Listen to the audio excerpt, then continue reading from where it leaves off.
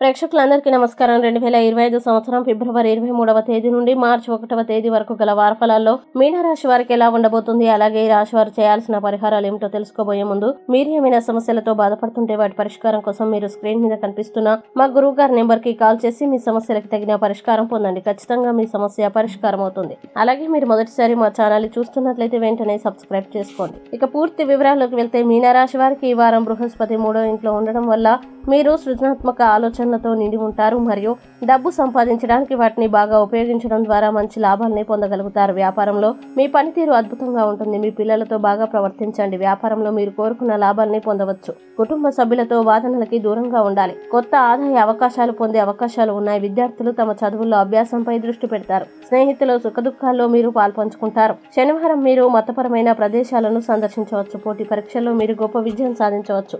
వారాంతం చాలా ఆహ్లాదకరంగా ఉంటుంది. అయితే రియల్ ఎస్టేట్ తో సంబంధం ఉన్నవారు జాగ్రత్తగా ఉండాలి. అధికారులతో సంబంధాన్ని చెడగొట్టుకోకండి.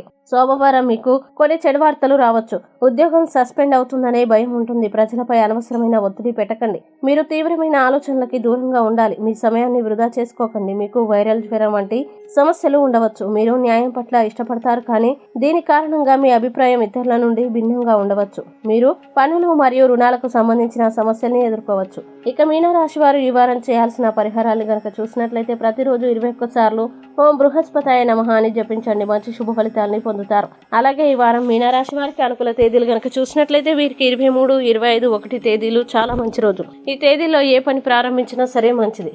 ఈ వీడియోని లైక్ చేయండి, షేర్ చేయండి. మరియు మీరు ఏమైనా సమస్యలతో బాధపడుతున్నట్లయితే వాటి పరిష్కారం కోసం మీరు స్క్రీన్ మీద కనిపిస్తున్న మా గురువు గారి నెంబర్కి కాల్ చేసి మీ సమస్యలకి తగిన పరిష్కారం పొందండి. ఖచ్చితంగా మీ సమస్య పరిష్కారం అవుతుంది.